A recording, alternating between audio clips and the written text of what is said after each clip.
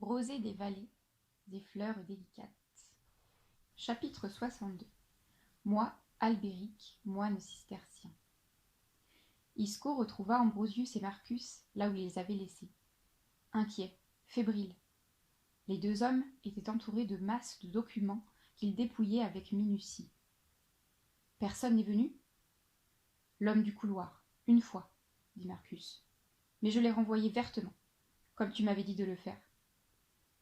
Isco avait dû faire entrevoir à Ambrosius des gains importants s'il mettait la main sur de vieilles cartes dans ses archives, ou des témoignages susceptibles d'apporter des précisions de relief sur les zones frontières encore contestées avec la Norvège et la Russie. Il leur avait conseillé de chercher sur la période antérieure à l'introduction du luthéranisme. « C'est ce genre d'informations que nous cherchons, n'est-ce pas ?» lança Ambrosius, dans la travée opposée. Un courrier d'un moine provenant d'une église à Tromsø, côté norvégien, daté de 1279, en provenance de Ecclesiae Sanctae Mariae de Troms Juxta Paganos. Isco se retourna vers l'entrée. Personne ne venait. Il craignait la découverte de sa supercherie à tout moment. Il fit le tour de la travée et prit le document. Ambrosius tendit à Isco des documents comportant des tracés sommaires. Ils ne méritaient pas le nom de carte, mais donnaient l'illusion d'un tracé. Que pouvaient bien faire des moines en Laponie ? Interrogea Isco à mi-voix. Ils devaient faire ce que Laurentius Gothus a essayé de faire, dit Marcus, convertir les Lapons. Apparemment, sans plus de succès. Le texte est difficilement déchiffrable. Ambrosius parut déçu. Partons, je t'en supplie, ils vont découvrir. Il y a quelqu'un ? Les trois hommes s'immobilisèrent.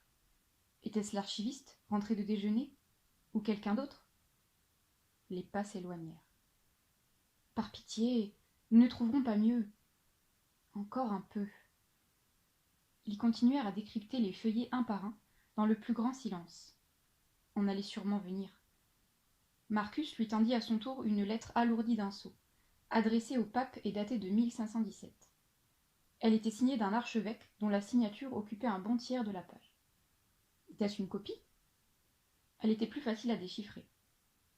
L'archevêque affirmait avoir christianisé tous les Lapons vivant au sud de l'église de Vardo.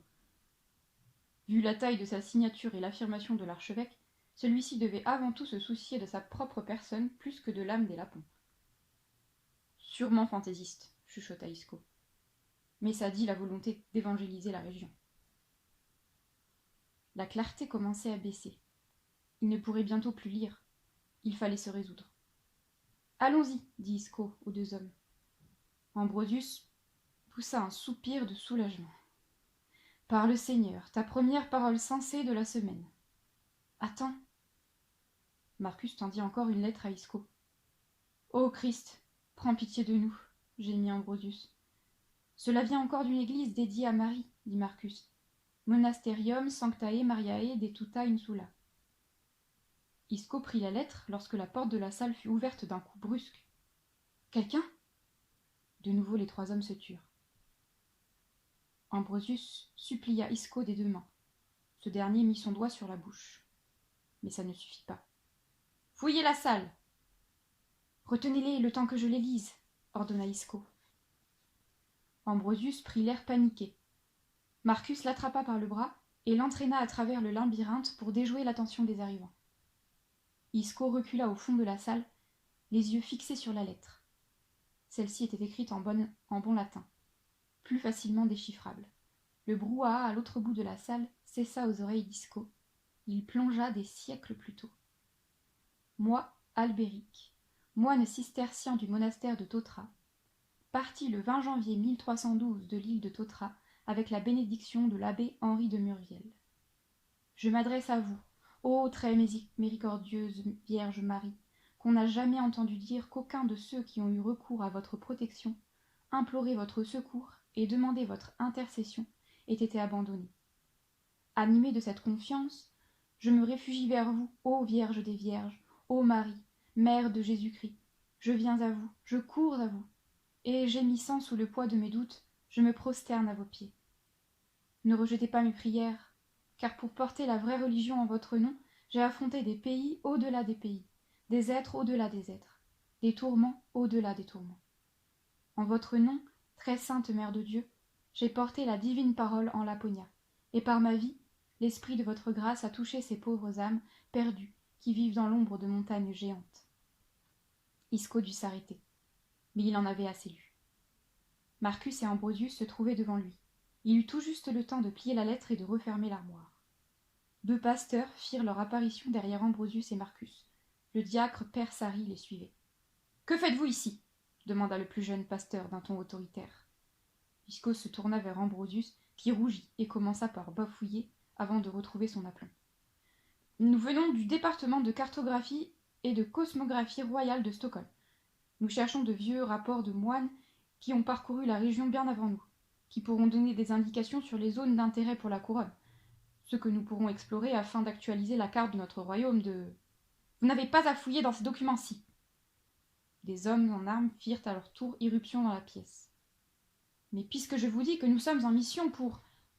Et moi, j'ai des instructions très fermes du pasteur Karl Pontanus, responsable de ces archives. Cette partie n'est plus ouverte. » « C'est sans doute une erreur, intervint Isco. Nous nous sommes rendus ici à l'invitation de Lauriantus Gothus, pasteur de Silbojok, et représentant paroissial des territoires lapons de Pythéa. » Aux côtés d'Isco, Ambrosius retenait son souffle, conscient du mensonge d'Isco. « Le diacre Sari, présent à vos côtés, pourrait sûrement confirmer qu'il nous a trouvés en sa compagnie tout à l'heure. » Le jeune pasteur se tourna vers Sari, qui déglutit malgré lui, et se contenta d'opiner de la tête. Mais le pasteur Gothus vit une période troublée. Peut-être nous a-t-il envoyés ici de bonne foi, sans savoir qu'il commettait une faute. Allons donc tirer ça au clair tout de suite. Il ne vaut mieux pas. Et pourquoi donc ? Isco attira le jeune pasteur à l'écart et invita le diacre Sari à les rejoindre. Monsieur, voulez-vous bien répéter au pasteur, en toute confidentialité, la question qui vous occupait tout à l'heure ? Sari fronça les sourcils. Il ne voyait pas. Allons, mon révérend, je comprends que la question est délicate, mais vous vous inquiétez du pasteur Gothus parce que... Vous savez... Ah oui ! L'affaire lui revint. Il paraît que Gothus... Baissons le ton, monsieur. Sari reprit à mi-voix. Il paraît que Gothus a mis enceinte une laponne de la montagne alors qu'il est marié. Sari montra Isco du doigt. C'est lui qui... Isco prit le bras du révérend. N'accablons pas ce pauvre pasteur, coupa Isco. Et ce ne sont que des rumeurs. Le jeune pasteur affichait une expression indignée. Garde, cria-t-il. Je vais de ce pas. Isco retint le pasteur de son autre main. Il tenait les deux hommes d'église chacun par une manche, sous le regard éberlué d'Ambrosius et Marcus qui ne comprenaient pas ce qui se passait. Gothus est un protégé de la reine Christina. Elle s'est personnellement engagée en le faisant venir à Uppsala. Vous comprenez combien la situation serait embarrassante pour notre monarque si cette affaire venait à s'ébruiter. Son jugement serait mis en cause. Cela ne saurait arriver. Le pasteur se frotta le bras qu'Isco avait retenu. Il faisait face à un dilemme. En outre, votre supérieur, le pasteur Pontanus, verrait d'un mauvais œil qu'une telle rumeur se répande. Si vous voulez mon avis, trouvez un prétexte quelconque pour ramener Gothus dans le nord, à Pythéa. Flattez-le même. Mais ne citez pas cette pénible raison qui porterait bien tort à l'institution. J'espère que vous en convenez. Le pasteur, que le nom de Pontanus impressionnait plus que celui de Christina, hochait doucement la tête. Il était ambitieux. Déplaire à Pontanus ne pouvait pas être envisagé. Et puis, d'après ce que je sais, nul mieux que Gothus ne pourra choisir de jeunes lapons pour venir étudier ici et porter demain la parole du Christ en langue laponne aux habitants des montagnes. Ainsi, vous contenterez votre supérieur et votre reine. Tout de même, laissez échapper un pécheur. Croyez-moi, il sera toujours bien temps de lui faire expier ses fautes. Isco, suivi de ses compagnons, se dirigea vers la porte. Les pasteurs et le révérend Père Sari leur emboîtèrent le pas. Ils passèrent devant l'archiviste qui avait retrouvé sa place à sa table dans le corridor. L'air toujours soupçonneux. Ils allaient tourner lorsque sa voix retentit. « Arrêtez-vous » Une voix puissante, qu'il semblait avoir réservée pour cet instant précis. Tout le monde se figea, même les pasteurs. L'homme remonta la file. Il s'arrêta devant Ambrosius qui ouvrait la marche. « Étendez les bras. » Ambrosius sourit, mal à l'aise, comme s'il n'avait pas entendu. Isco comprit. « Étendez les bras ou je vais venir la garde. » Les pasteurs obstruaient le couloir. « Je ne saisis pas cette suspicion, mais ma foi, pas la peine de déranger ces braves soldats. » Ambrosius se laissa fouiller. Sans un mot, l'archiviste fouilla sans ménagement Marcus. Il se dressa enfin devant Isco. Il lui fit ouvrir sa redingote et parut déçu de ne rien trouver. Il laissa Isco se reboudonner sans quitter des yeux ses gestes.